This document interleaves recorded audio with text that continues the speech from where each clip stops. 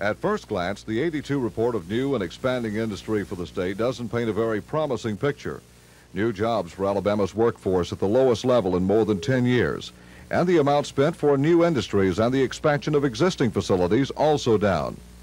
But looking at the entire industry picture, most southern states experienced significant drops in 82 because of the economic slump. The general economy itself was bad.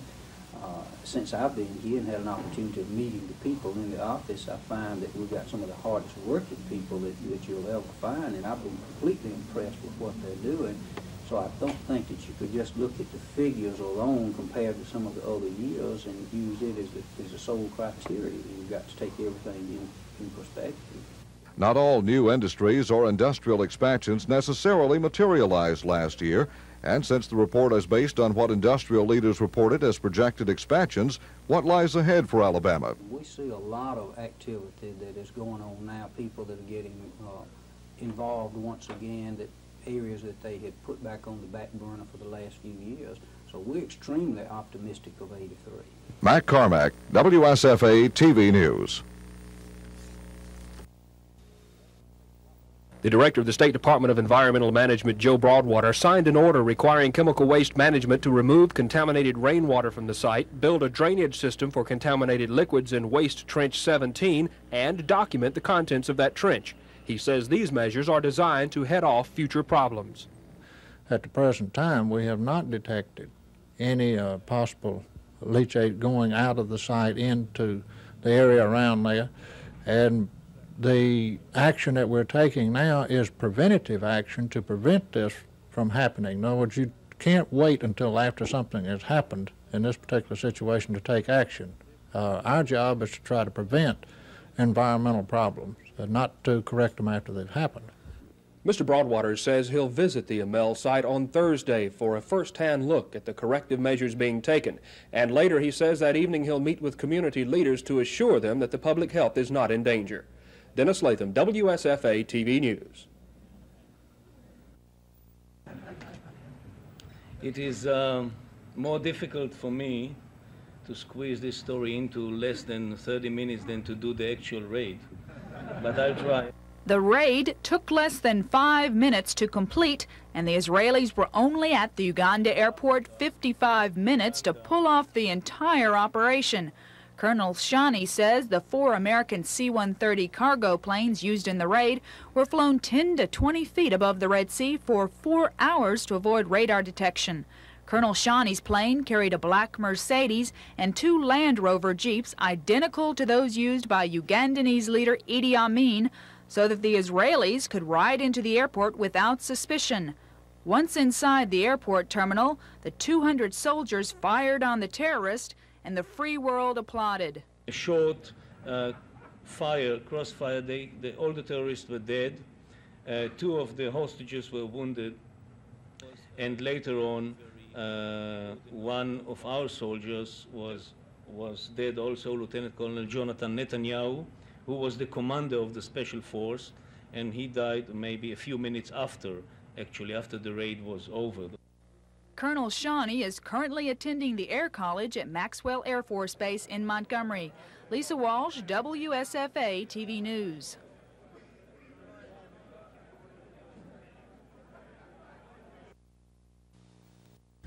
And it didn't make any sense for people to borrow money when it was over 15%.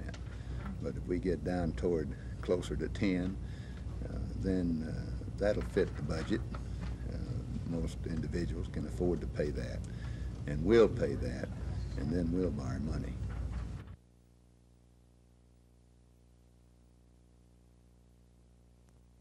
And we think it's unnecessary because we already send a 1099 to the government and report when we pay you interest. We report the amount that we pay and accompany that report with your Social Security number. The government said when they asked us to do that in the first place that they were going to compare all of that with tax returns through their computer system, and it would be a very easy thing to do. So now they're saying apparently that they aren't doing that. And what kind of effect, like on my pocketbook, Well, it will reduce whatever you earn on savings or dividends 10%. Because if you don't have the money, you can't earn on it. What you're looking at is a glass crusher. It belongs to the people of the Beloit community near Selma. It's made out of an old water heater, some plywood, and a few scraps of metal, and it really does the job.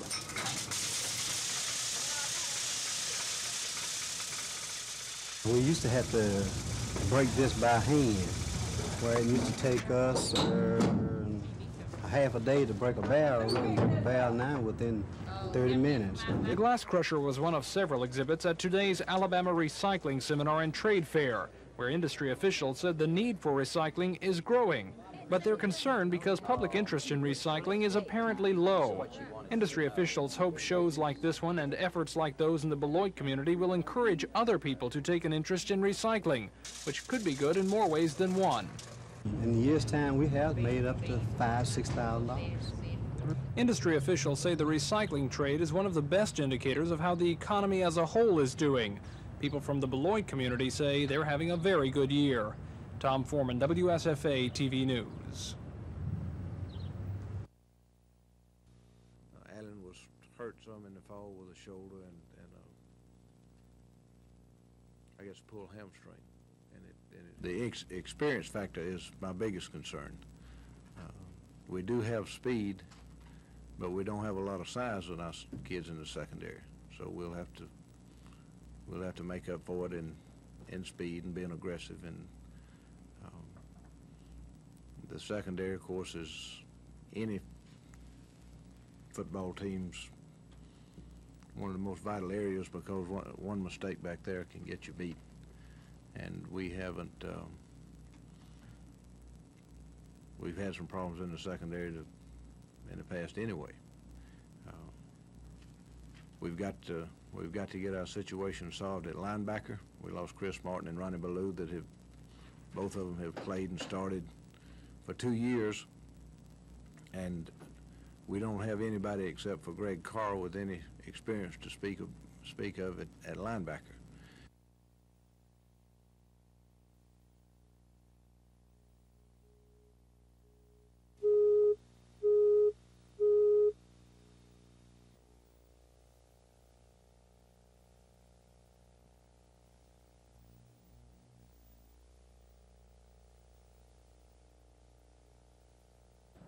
Phil Ken came out to see me yesterday, and he fell out of school this past quarter, and I think he's going home and just kind of try to get himself together, really.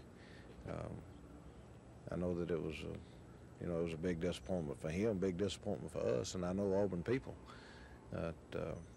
It's one of those things that we didn't communicate well enough, and he didn't have his priorities in line, and in a case like that, nobody comes out a winner.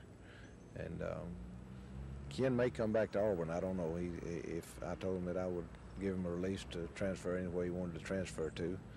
He mentioned the possibility of coming back to Auburn and maybe playing baseball. But regardless of what he does, I wish him well, and I just hope that his next move will be one that's been better for him than the first one.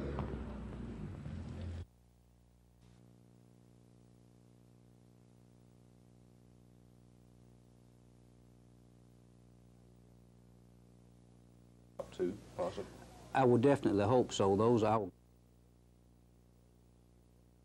some areas that we're working in, I think, that will help us put us in a better area for competitiveness. One of the things that the governor completely agreed with that we had recommended was bringing aboard some financial assistance. And we've got Sam Brannon coming from the Department of HUD that is going to be working here in the office with us, trying to find venture capital for some of the industries that are wanting to expand, working very closely with the existing industries, and also working with new industry that might be interested in coming into the state. That's something that some of the other states had already gotten into, and I think it will be a definite advantage for us to be involved with it also.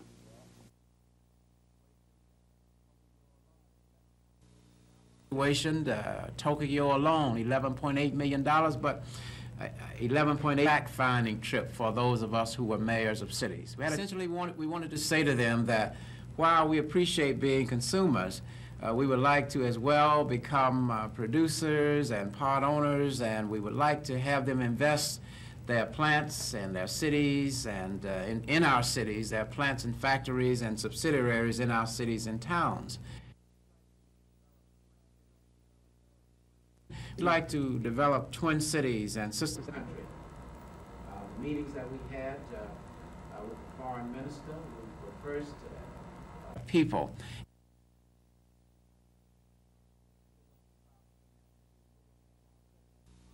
With the problems in their cities was certainly remarkable, and we learned quite a bit of those of us who were mayors of cities. We had a chance to visit them, to come and see. We're expecting the tofu factory to become a reality within the next few months. We will be working now, our Economic Development Office will be working with these gentlemen to finalize it, and hopefully we can go ahead and finalize that project real soon.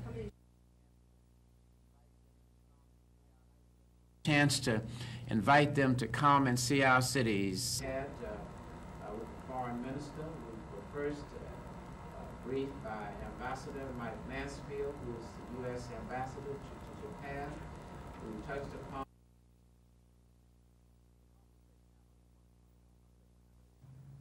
the calm of the state capitol at lunchtime on a sunny spring day was briefly broken today, causing bystanders to watch in amazement as the protest got underway. The lead protester was easy to spot.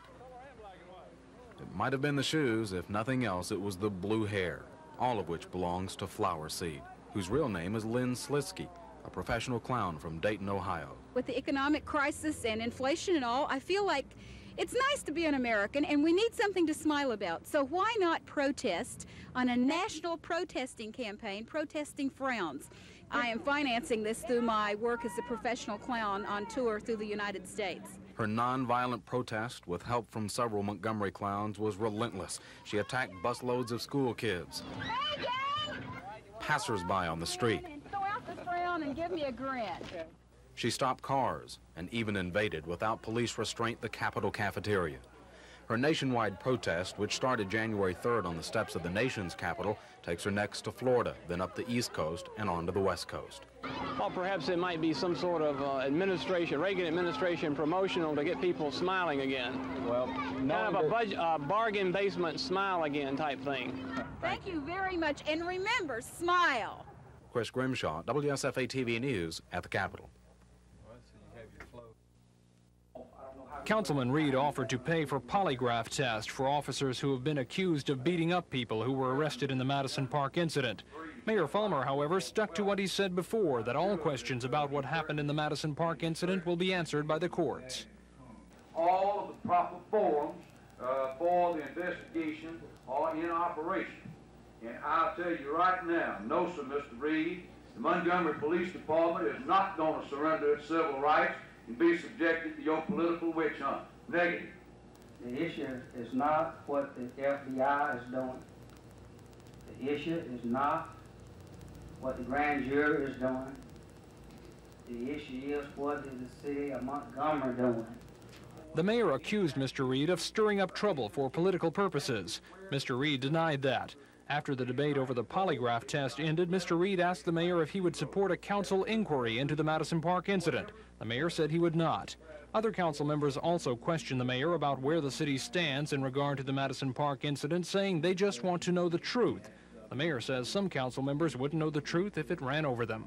Tom Foreman, WSFA TV News.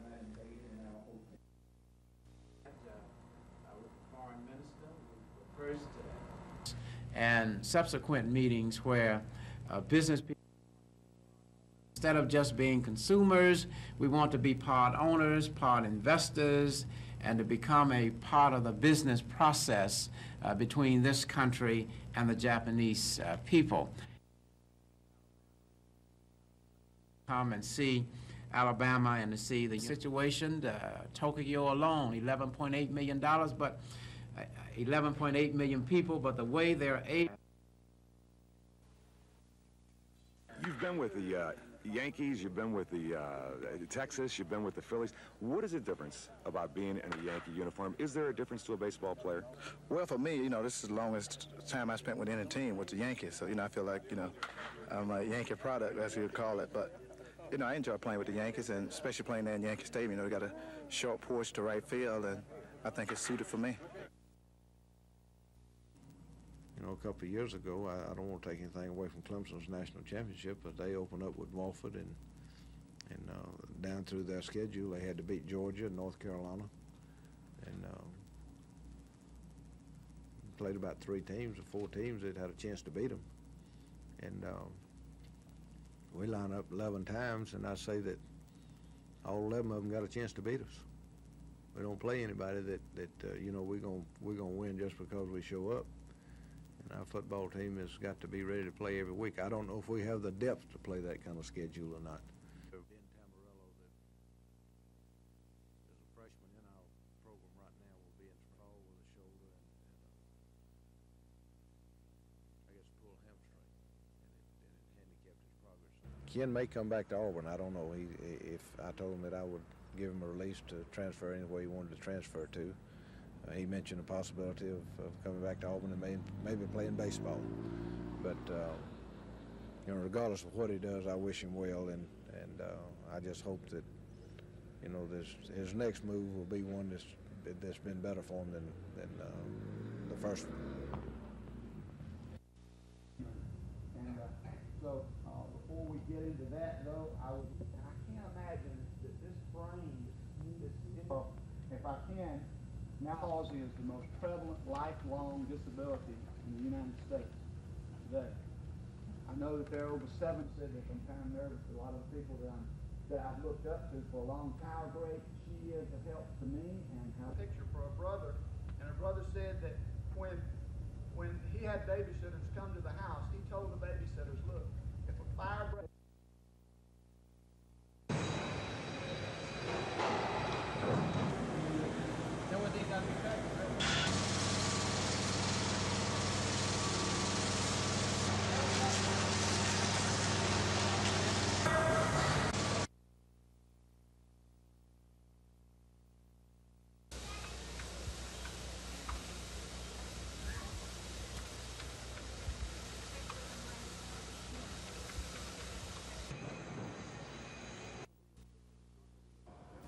The public was still reeling from the shock of Hinckley's act when the civil suit was filed in the candidate case. That legal action brought a $25 million verdict. Some legal experts believe fallout from Hinckley's attempt on President Reagan prodded jurors to return such a huge verdict. Neil Pope, a lawyer for the Felix Richardson family, says it's possible that the Alabama case caused the Washington civil suit. The case arose because Alabama has said in the candidate verdict, the $25 million verdict, which is the precedent, that we're going to take a look nationwide at the psychiatric field and how that is applied to people who would plead guilty to murder or whatever as not guilty by reason of insanity. All this puts David Candidate's lawyer in a precarious position, defending his client on a first-degree murder charge. Getting the records from Bryce Hospital to try to prove he's insane, but we have a unique problem in that the agency we're using to prove he's insane, in fact, due to the fact they were involved in a $25 million lawsuit on letting him go anyway, is possibly not going to be as cooperative as they normally would. If David Candidate is found guilty of first-degree murder in the death of Felix Richardson, a jury could give him 10 years to life in one of the state's prisons. But if that same jury finds him innocent by reason of insanity in the murder of Felix Richardson, he could be sent to one of the state's mental institutions for the rest of his life. The Candidate case comes up for trial 2 months from now. This is Norman Lumpkin, WSFA TV News reporting. A program similar to this program is now in operation in the state of Georgia and is working well with about 85%. And so we're seeing a good reception there because there's a lot of work because of the locals being strapped for funds as on this program by that time.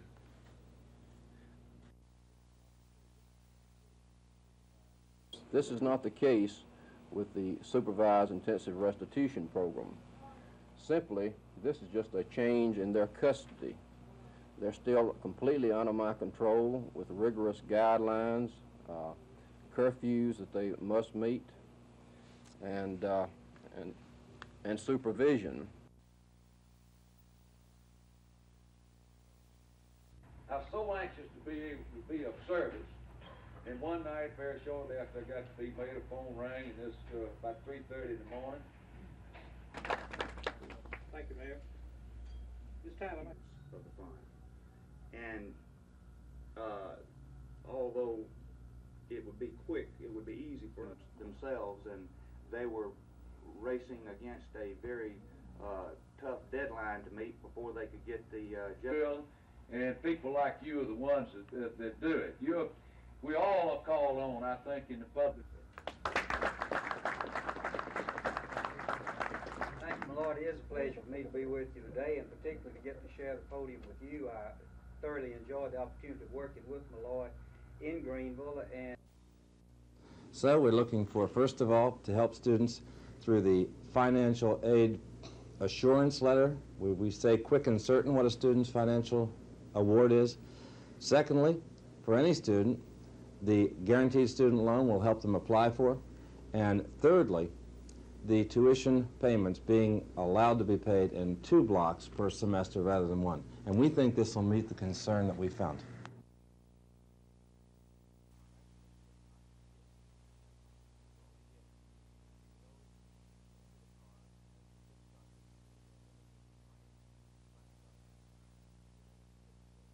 What's the policy in terms of the use of deadly force?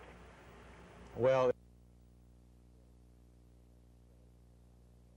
the detail agents surrounding the president have one responsibility, that's cover and evacuate, which is what we did. Dennis McCarthy, you can't see it because there's very few pictures of it, leaped through the air and hit Hinckley's hand on the 6th shot, which sent the shot across the top of the car into a building across the street. I think he was ill and probably needs to receive a lot more therapy before we let him out in the street. That's just a personal opinion. But I wouldn't want to speak for the president or the other agents who were with me that day. I wasn't shot by him. The trigger fingers from all those agents, either their revolver is up in the air, or in the case of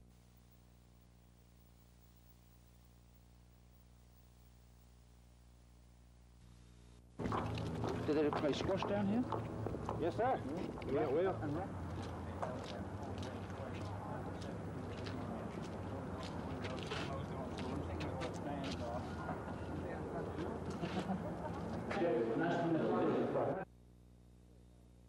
I think, frankly, that's it's very hard to draw comparisons because although we're all common in a common job and we're policemen, there are many differences between this country and England.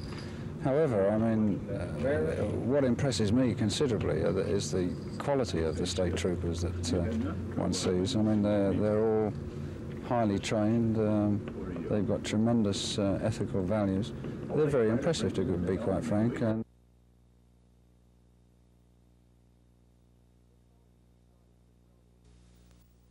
the spelling bee started with relatively easy words like admissive and jostlement. Preferential. But it rapidly progressed into bigger challenges like symbiosis, noxiously, and jadeite. Jadeite. But when I tell you the key to winning is, what is the key? Some contestants used a mid-morning break for some last-minute coaching. But then, it was the final round. So, young folks, good luck. Emeritus. A.M. And the ranks quickly thinned out.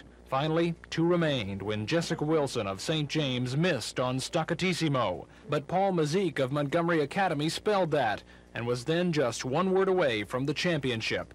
The word, imperturbable. T-U-R-B. A-B-L-E. Now for Paul, it's on to Birmingham and the state championships next month. Tom Foreman, WSFA TV News.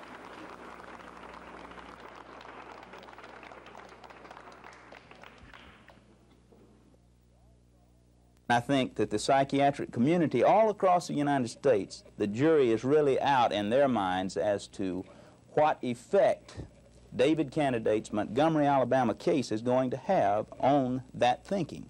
And I think you're going to find a great deal more conservatism in the psychiatric community across the United States because of the David Candidate verdict.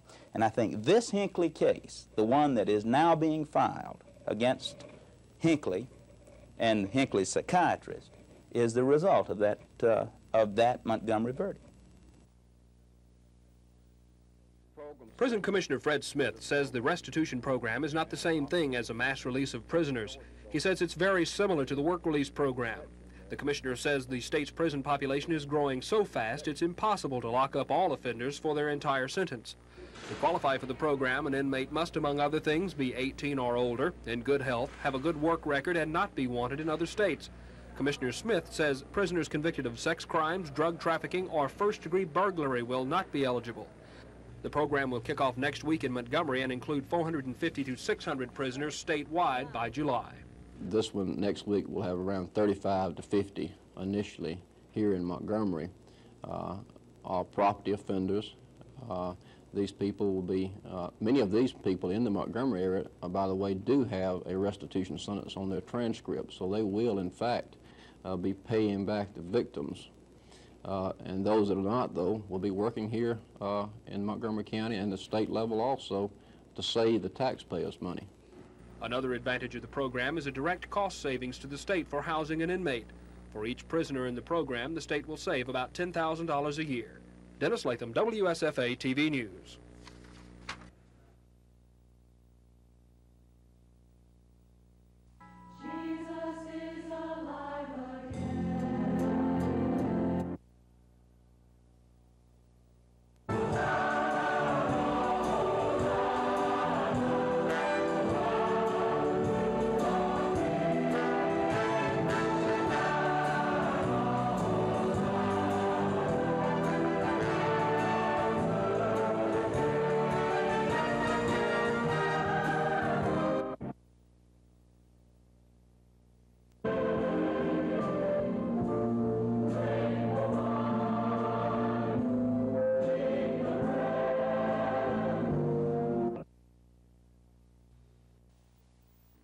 This time last year, the name Randy Campbell barely showed up on the quarterback depth charts at Auburn as the Tigers prepared for spring practice.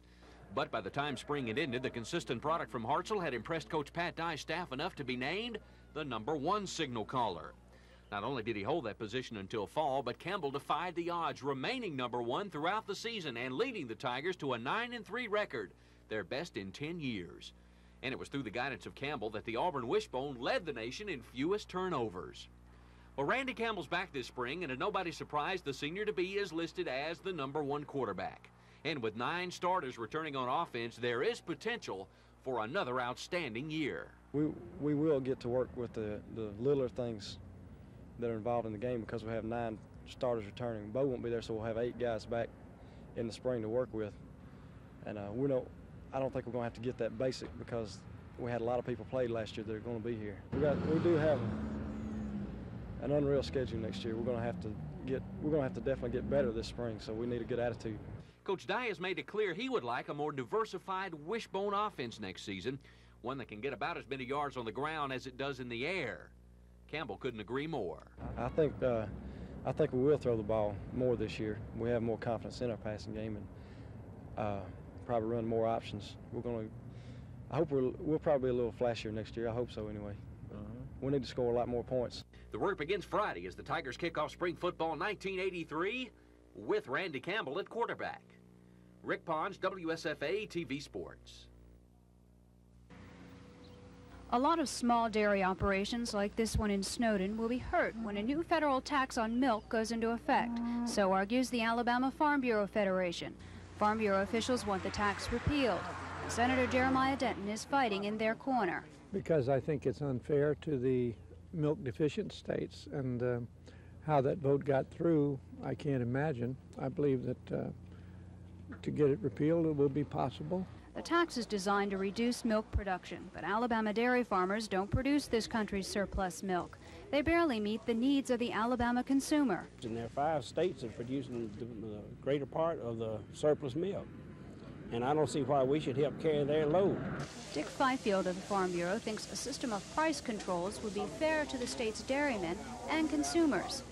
We will see some decreases in the price of fluid milk, but the main emphasis that we'll be looking at is a decrease in the price of butter, milk, products like cottage cheese, ice cream, cheese. Senator Denton and the Farm Bureau will be fighting against the big milk-producing states and the clock. The federal government plans to start collecting the new tax April 16th.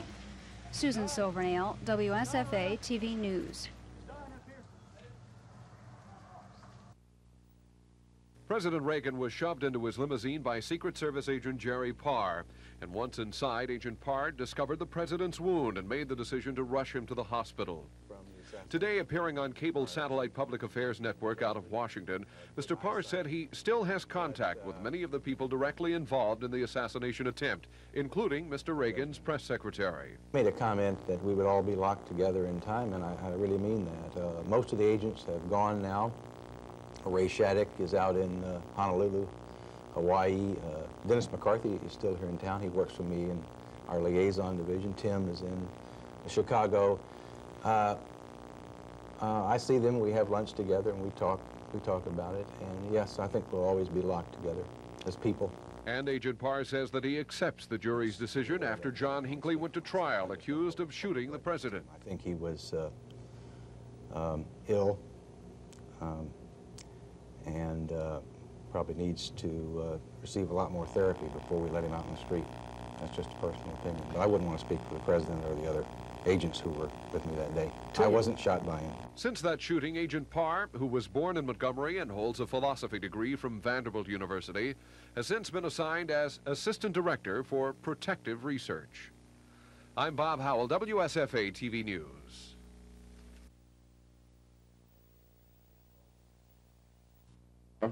To this program is now in operation in the state of Georgia and is working well with about 85%. And so we're seeing a good reception there because there's a lot of work because of the locals being strapped for funds as on the curfews that will be imposed on these people are from 10 at night to 6 in the morning, must be in their home. They're checked quite frequently, both day and night, by our surveillance officers.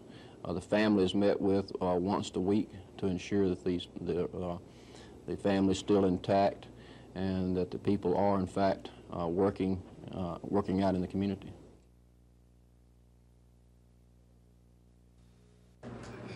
Shirley, may I help you? Yes, I'd like to charge this call to a number in Tallahassee, Florida. Thank you.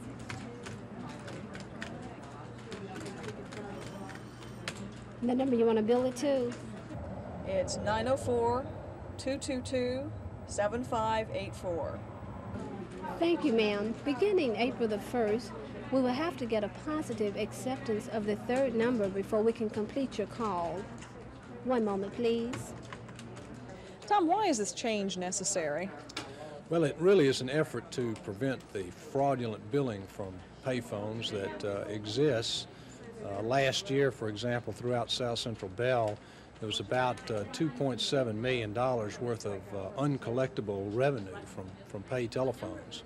These changes in third-party charges only affect those calls from payphones. If the operator can get verification on the charge, then she'll put the call through. Otherwise, you'll have to make other arrangements to pay for the call, like making it collect, using your calling card, or putting in the cash. Gina Gregory, WSFA TV News.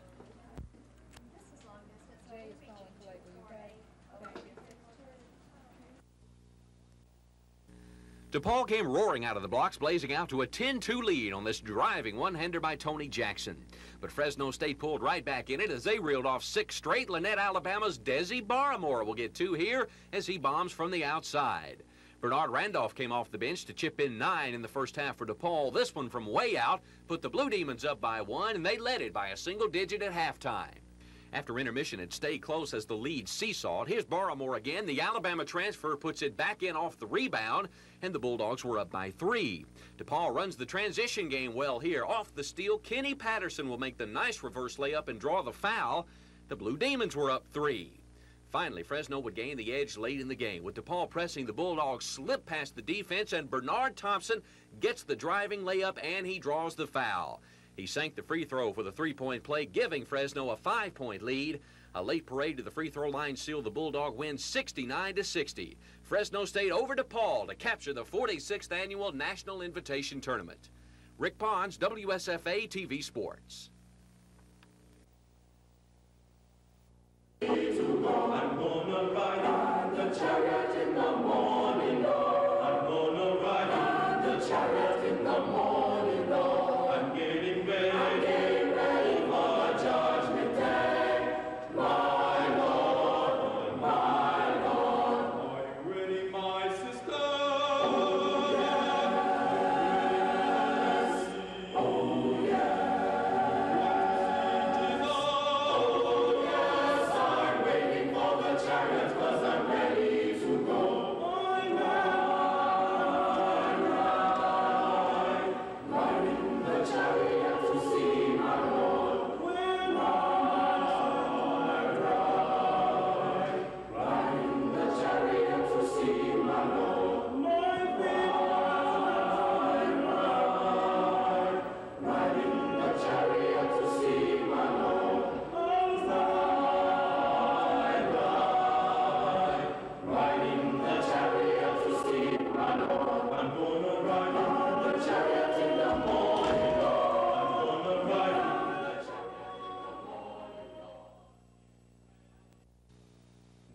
About, I guess, right in the middle of it, and I heard Commissioner Greer say, "Well, Roy, where have you been?"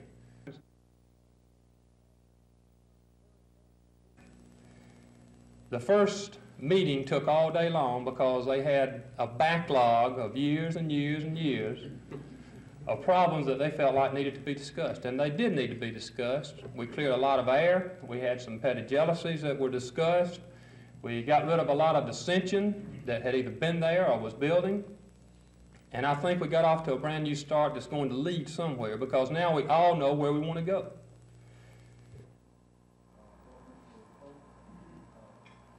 Month-old baby. And I certainly don't have any aspirations to run for anything else. So you get policy changes that would dictate that any state officials would need. Yes, sir. What is that? The problem lies in the rural areas. As a matter of fact, there is a fund of the actual cost that it costs the telephone company to put that phone. America is in a state of uncertainty and disillusionment, and in some instances there is even fear. Only wish that I could stand here today and report this effect on farmers' income and the income of town and country, a reluctance on the part. By this measure, the job of rural electrification is far from over. And if it is not over, then it would seem obvious that the last thing that we should be doing is talking about eliminating or cutting back on the REA's financing program that is essential to the continuing success of rural electrification programs. Since 1981, your friends and supporters have had to fight with every power in their command to restore funding for the rural electrification guaranteed and insured loan programs on farmers' income and the income of town and country America. Rural America is in a state of uncertainty and disillusionment, and in some instances there is limiting factor on these static display airplanes that they must be Gunner. What ways that they thought we could broaden and deepen the contribution that Air University makes to the air is to be prepared and to execute, to fly by the taxpayers. What we're about is a business of strength, and of being so prepared and so obviously prepared that our strength will deter external aggression. And if that fails, then our next mission is to be prepared and to execute, to fly, to fight, and to win any wars that our country might be involved in.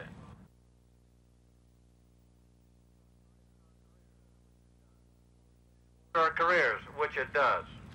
For example, 80% of the students, Air Force students, and Army and Navy students, and Marine students in the Air War College. Public Service Commission is a lot different from being in business. Mr. Sullivan describes the power structure at the PSC as a three-headed giant. He says as president, he has no more authority than his fellow commissioners, other than calling commission meetings. He says he knows of no other business that's run by committee. So he and Commissioners Folsom and Greer, along with division heads, have been trying to find ways to communicate better with each other by reorganizing and instituting roundtable discussions. It's the first time in recent history that we've ever had an opportunity, collectively as commissioners, to sit down and discuss administrative problems collectively with our staff. Mr. Sullivan says he's pleased with the progress he's seeing at the PSC and the enthusiasm of the staff. Gina Gregory, WSFA TV News. To run for anything else. Chemical Waste Management operates one of the largest waste disposal facilities of its kind in the nation here in West Alabama. Some officials say it's one of the safest and is considered the Cadillac of waste disposal sites in the United States. But last week, the Alabama Department of Environmental Management ordered corrections in one of the large waste storage trenches to better control contaminated liquids. And this week, some trucks carrying hazardous waste showed up at the gate without the proper permits. State and federal officials also cited several of the trucks for safety violations.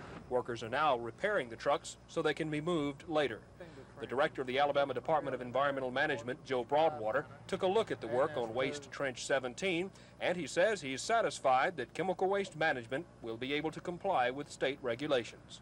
They can complete the work provided that there are not any outside interferences. If everything goes well, this is one of the reasons that they're trying to keep as many visitors and so on out of the area now. With the amount of equipment that's working, it's extremely difficult for them to work and to have people going through the area at this time. So without any unforeseen problems right now, they'll be able to meet the schedule that they had agreed to. A public meeting is scheduled tonight in Livingston to discuss conditions at the disposal site. Director Broadwater says he'll try and answer questions about the operation and hopefully stop some of the misinformation that's been circulating about the waste disposal facility. Dennis Latham, WSFA TV News at Emel in West Alabama. ADEM Director Joe Broadwater and other staff members met with a group called the Sumter County Organization for the Protection of the Environment. Mr. Broadwater told them that the state is doing an adequate job of monitoring the Emel waste site, but he suggested that the first $100,000 in revenue from Chemical Waste Management be used to maintain constant monitoring.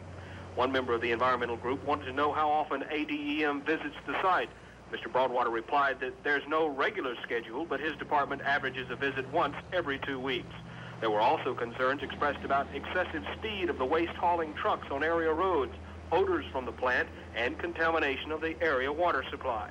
The Sumter County group voted to ask the legislature to provide more money for monitoring the waste site. The organization also talked about forming its own monitoring committee. Dennis Latham, WSFA TV News in Livingston.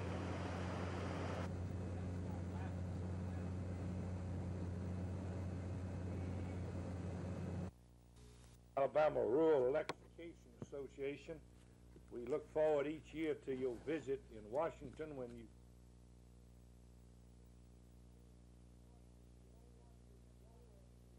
if we were to go and to adopt the provisions that the proponents are now requesting relative to acid rain legislation, it could cause an increase in electrical rates to customers of from 25 to 30%.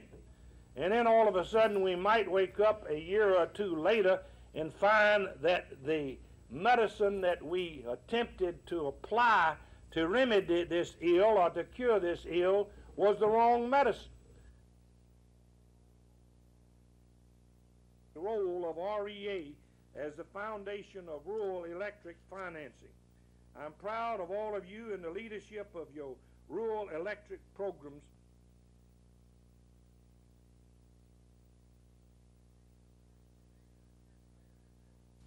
They participated in the traditional and classic fighter business of airplanes. That they must be airplanes that have experienced actual. My deepest thanks, and we owe you a great debt. Sergeant Lignon. Is Sergeant Lignon here, by the way? Air Command and Staff pilots, that percentage is right at 50%. And in the SAM suppression. I'm getting on in years. I certainly miss it and would like to be flying it again. Yeah, it's done an outstanding job as a fighter bomber. A very survivable aircraft out there in North Vietnam.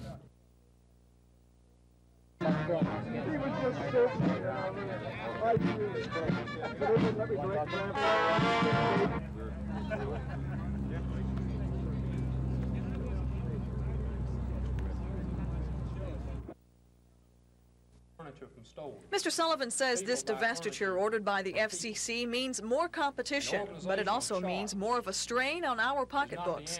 He says the Bell-operated companies which provide us with local telephone access will feel most of the bite of divestiture and will likely pass it on to customers. Between 60 and 70% of the cost of operating a telephone company is centered around the local access switching stations and the equipment that it takes to put a telephone in our homes. 30% of the cost is dealing with long distance. All right, now they've separated those two things. The quirk is that 70% of the revenues have been coming in on long distance toll calls, and 30% of the revenues have been coming in through customer premises equipment. Mr. Sullivan says now he and fellow commissioners Jim Folsom and Lynn Greer will have to figure out a way to help local access companies make a profit.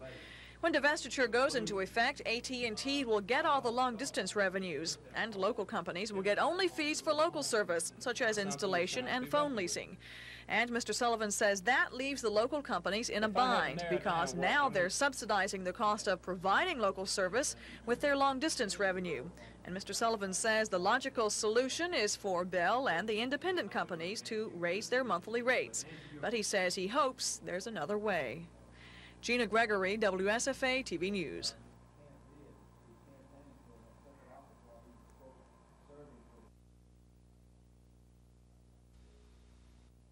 I'd like to have a game, you know, after the Georgia game if it was a 3-week layoff. But you know, we haven't done it yet because we don't know if the game's going to be moved or not. I've talked to Ray and Coach Perkins, and he doesn't want to play on the 3rd. I don't want to play on the 3rd either. But it's and it really works a hardship on Auburn. Our exams were scheduled to start on the 3rd, and the school went along with moving it back to the 5th. But it's still, I don't think, an ideal time to start exams or to play a football game on the weekend before you start final exams. And I hope the NCAA and ABC and CBS will work it out to where we can get the game televised and play either on the 25th or the 26th. All right.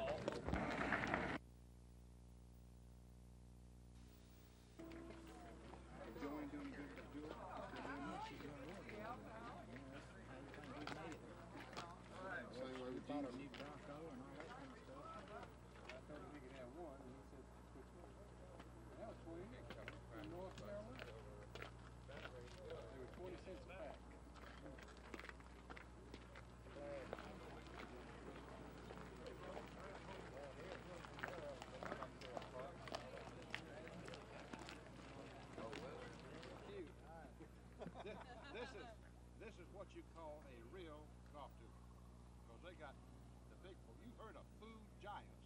You done seen one.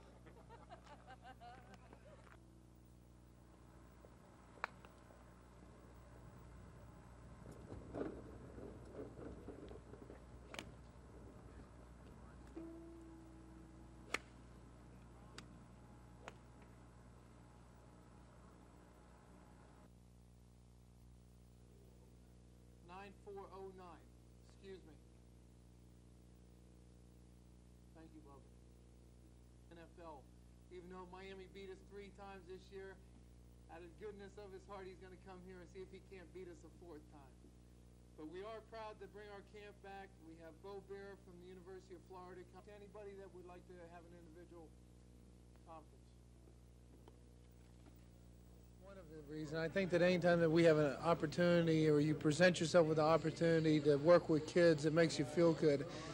Football camp is not a money-making thing. It just gives the individuals a chance to meet a lot of professional athletes, to have a good time, to learn a little bit about football, but learn a lot about themselves. That's one reason why I like to have a camp.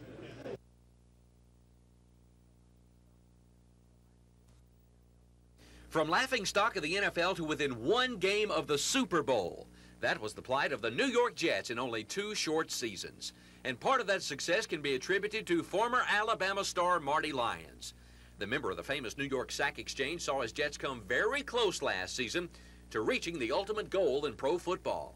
Awful close, except that in that last game against Miami, they had a little bit better offense than we did, and as a result, they were a very good representative of the AFC in the Super Bowl. It's a shame that they didn't win, but you know, there's always next year for both of us. Lyons was in Marion today announcing plans for his 2nd annual Football Camp of Champions to be held June 19th through the 25th at Marion Institute. He's lined up an impressive list of pro stars to conduct the camp, including Jet teammates Richard Todd, Joe Klecko, Pat Ryan, and Kenny Schroy. Also slated for a guest appearance is new Alabama coach Ray Perkins. As an Alabama graduate and fan, Lyons feels the Crimson Tide program is in very capable hands. He knows how to work with young people, and that's what he's going to do up there at the university. I think that he'll show that he is a winner, and he'll show those kids that they are winners, and that's the important thing. If you'd like more information on the Marty Lyons football camp, contact the Marion Institute Athletic Department. In Marion, Rick Pons, WSFA TV Sports. Our team is very strong, and I still think the strongest part of our team is our bench. We have guys that are capable of coming off the bench. Our team is basically set all the way around except for probably the left field position. But whoever he puts out there, he'll have another good guy sitting on the bench. Our pitching staff did an excellent job. It has to be the most underrated in the league. But our team is very strong, and it's going to be awful hard for the rest of the teams to catch us. We've strengthened ourselves some in getting Terry Forrester and Pete Falcone. We haven't lost anybody. I think a couple of other clubs in our division, the Giants and the Dodgers, lost a couple key players on their ball club. So I don't see how they can be any stronger. So I've got to consider us the team that, you know, built up the best, even though we didn't get that many players. 2 pitchers make a lot of difference on the ball club. Alabama is probably the center of Klan activity in the nation, and I think the people that will see this film tonight will be surprised to see how strong the Klan is in this state, even today. Acting like white people, behaving like white people, talking like white people, enough nigger culture and Mexican culture and Iranian culture. I've had it to here, no more. Let's have white culture. Let's have white America. Indeed, the main message of the film is that the Ku Klux Klan is no thing of the past.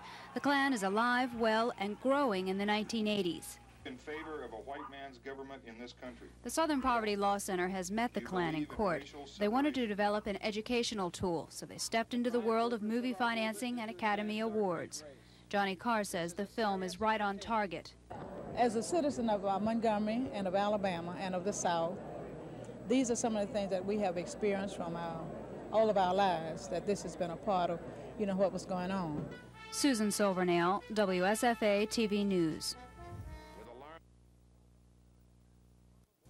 First, we'd like to ask you. For the past year and a half, Chicago's Improvisational Olympics has pitted against each other 35 teams of amateur performers. They compete in a series of events in which each team has to take a suggestion from the audience and improvise, come up with a comedy skit within seconds.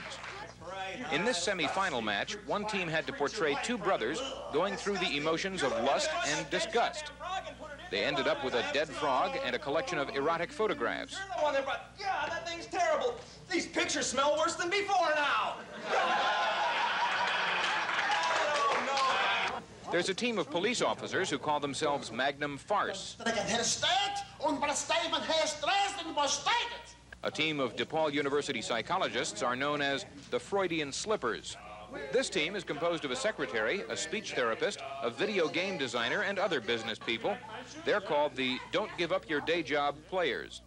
There's also a team of rabbis known as the God Squad, a team of statisticians called Standard Deviation, and a team of lawyers called the Court Jesters. There's not a team of Andy Frains, but if there were, they'd probably be called the Fall of the House of Usher. The director of this ongoing festival of craziness is Charna Halpern.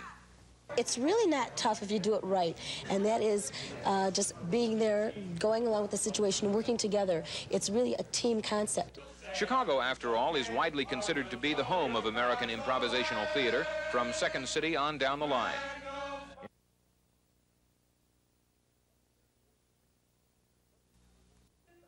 The Sumter County Organization for the Protection of the Environment questioned state environmental officials last night about what's been happening at the disposal site. The director of the Alabama Department of Environmental Management, Joe Broadwater, told the organization that he feels his agency is doing an adequate job monitoring the facility. In the crowd was Emel's mayor, James Daly, who says the trucks hauling hazardous waste are speeding through the town on the way to the facility. He's also concerned about the ability of state and local officials to keep tabs on operations at the site so the public will know if something goes wrong.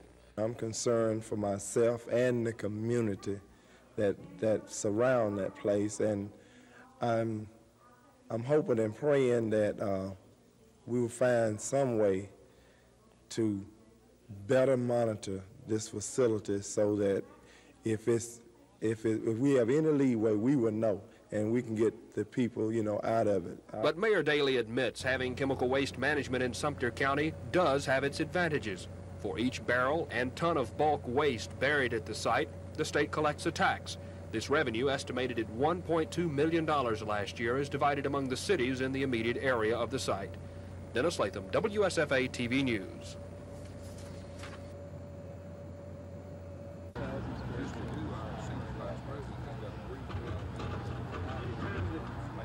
We have some refreshments over there.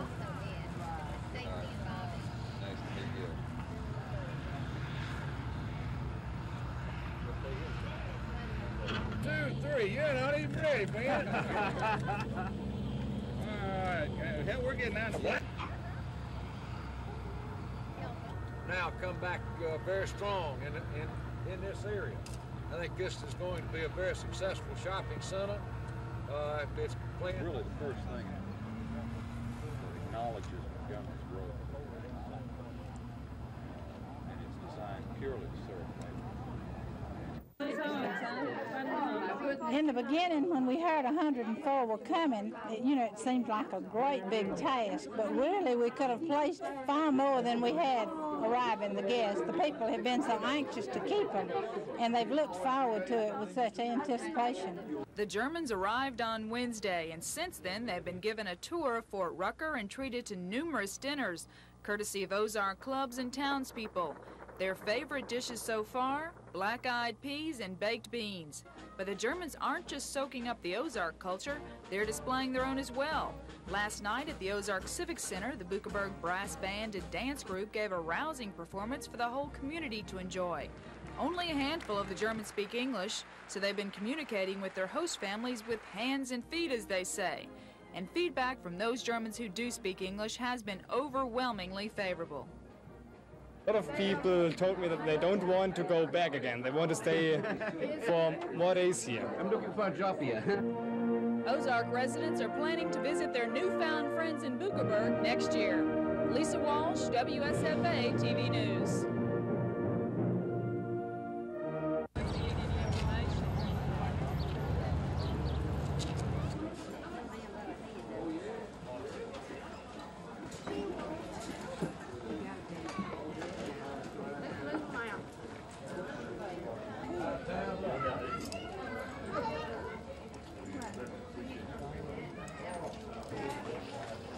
Excuse me, love. On this rack here. Right back up here. There's one up here.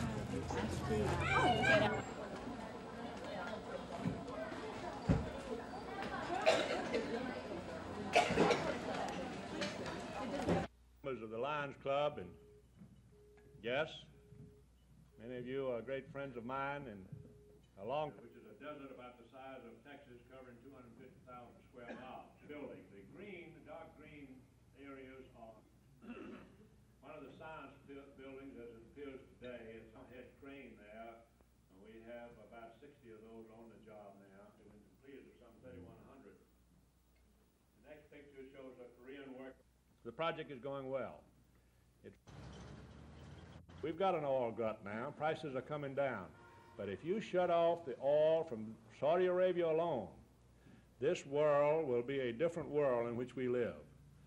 Europe would find themselves in a few months on their knees, as well as with Japan. And this country would be shortly on wartime rationing with real danger of world war, in my opinion. The federal gas tax is 5 cents a gallon, so local retailers are increasing their prices by 5 cents. Not in every case. Some retailers have decided not to raise their prices by the full amount, while others have decided to go over it.